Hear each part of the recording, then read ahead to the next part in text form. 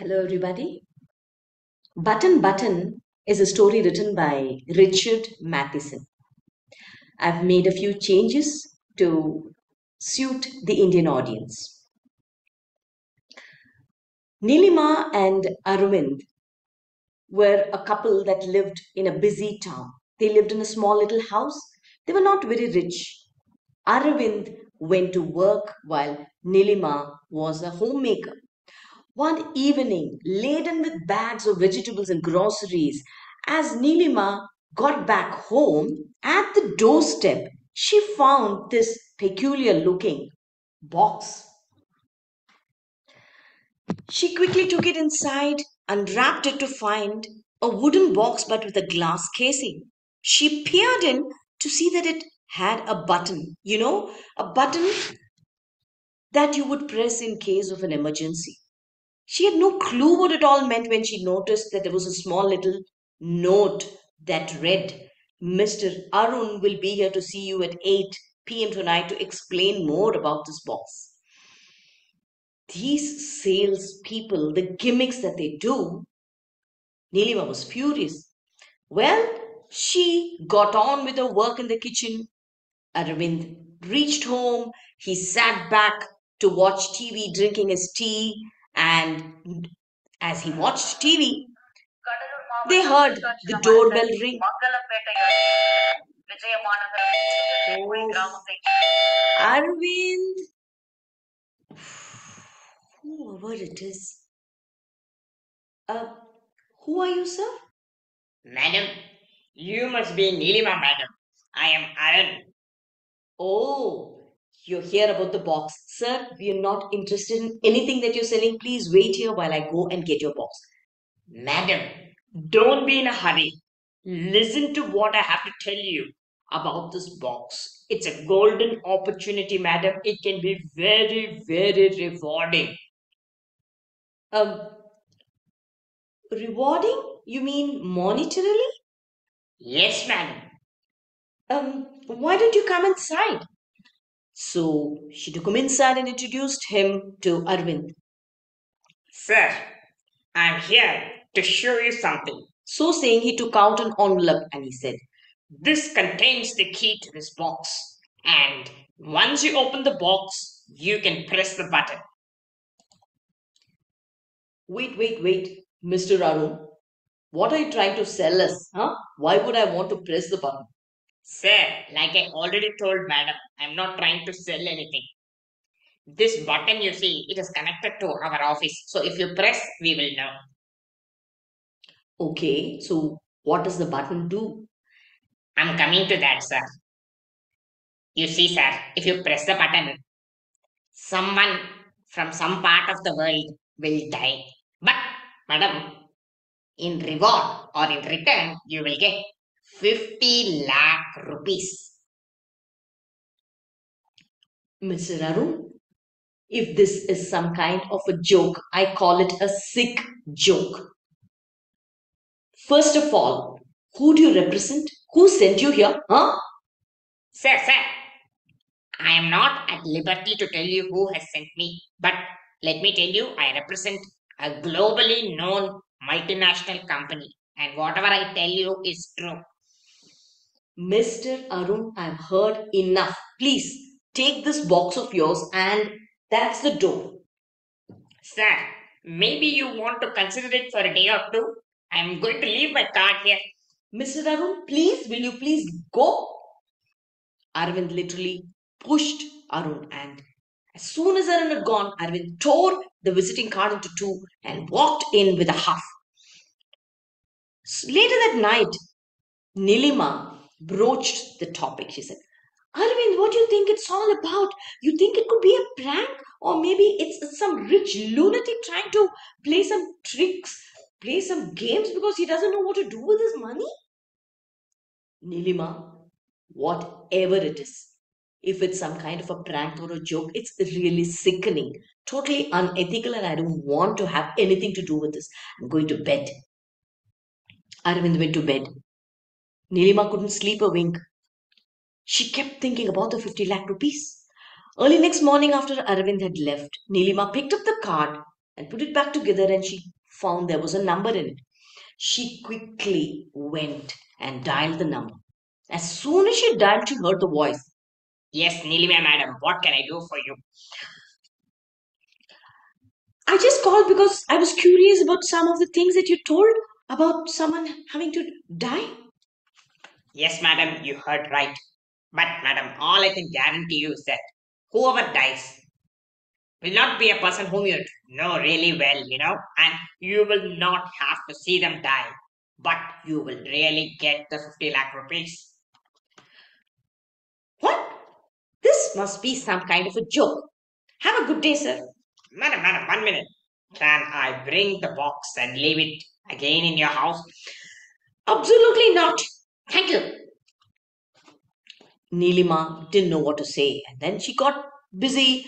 She did her work, she went out, and as usual, when she got back, what did she find on the doorstep? The same little box. But this time, she picked it up and put it inside the drawer in her kitchen, thinking to herself, tomorrow, first thing in the morning, I'm going to dump it in the garbage. That evening, after Arvind had arrived, the two of them had dinner. Nilima seemed lost, so Arvind broached. He said, Nilima, what is eating you, my dear? Why are you kind of lost? Arvind, I was just thinking about what if this, what Arun told us, what if it's true? Huh? What if it's true? Whatever it is murder and it's unethical, Nilima. What murder are you talking about, Arvind? It's what he said was that it could be someone in some part of the world. It could be a sick man in China. It could be a starving woman in Africa who dies when you press the button.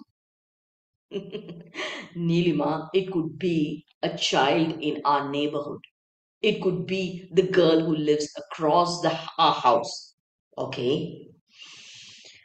Arvind, don't be melodramatic. With this kind of money, Nilima, what kind of money? What are you talking about? Arvind, 50 lakh rupees. 50 lakh rupees, Arvind. We could go on that Europe tour that we've been thinking about. We could buy a house for ourselves. Nilima, is it really you who's talking? What has gotten into you? I don't want to hear another word about this topic. Please leave me alone. So saying, Arvind went to bed. Nilima was distraught. She couldn't sleep a wink. So the next morning, she woke up early and made Arvind's favorite breakfast. Wow, Nilima, this is my favorite breakfast. Thank you. She even gave him a kiss. And what is it, Nilima? Nothing, Arvind. I just don't want you to misunderstand that I'm being selfish here. What? I never said you're selfish.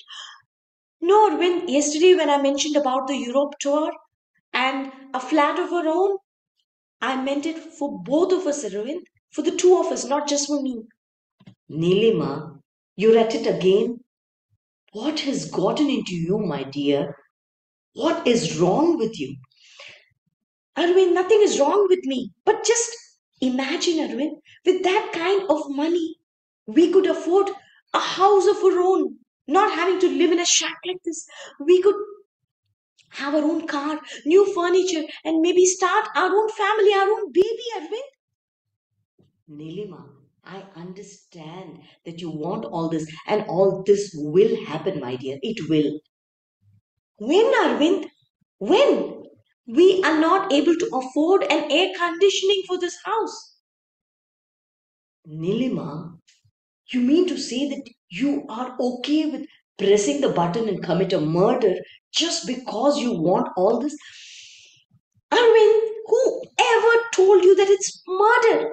For all you know, this could all be a psychological experiment. Maybe a research institute is running this kind of an experiment to find out what would be the reaction of middle class people like us if we put in a situation like this. Maybe they just want to see whether we press the button, whether we are averse, whether we are afraid, you know. Nilima, I really don't know who is talking to me. What has gotten into you? I don't want to hear another word about this. I am just going to work. So saying, Arvind walked out in a huff, not even eating his breakfast. Nilima sat, wondering what to do. She sipped her tea. Oh, it's been a long time that I've been sitting here. I need to go back to work, she thought. And then she heard a voice that spoke to her. Nilima, what is your hurry? Where do you have to go? You don't have a job. All that you need to do is clean the kitchen, cook for your husband, and go buy the veggies and take care of him. No, that's not the purpose of my life. That is not what I bargained for. So saying, she walked into the kitchen, brought the box, took out the key, opened it, and took this little box out.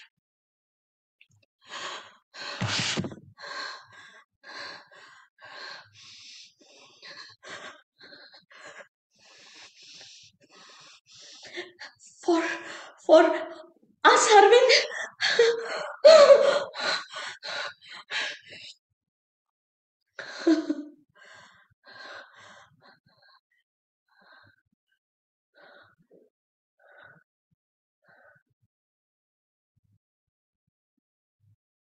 Nothing. Nothing had happened. All this drama, and I believed what this Arun silly guy he told me. She took the box and dumped it in the bus dustbin and got busy taking care of the chores of the house. And at last, it was time for her to relax, sitting in front of the TV. All my work is done. And that's when the phone rang.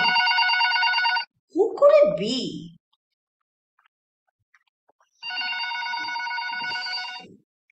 Hello? Who is it? Nilima, madam. Yes? Who is this? Madam, I am calling from Rajiv Gandhi Hospital. Hospital? Madam, I am very sorry to inform you that Mr. Aravind met with a road accident this morning, madam. What? What? On the spot. Extremely sorry, madam. Madam, madam, No! please control yourself. No, no, no! We request you to come to the hospital to claim the body. Take the It can't be. I've already informed the insurance company. Insurance? What are you talking about? I mean, it can't be. No, it can't be.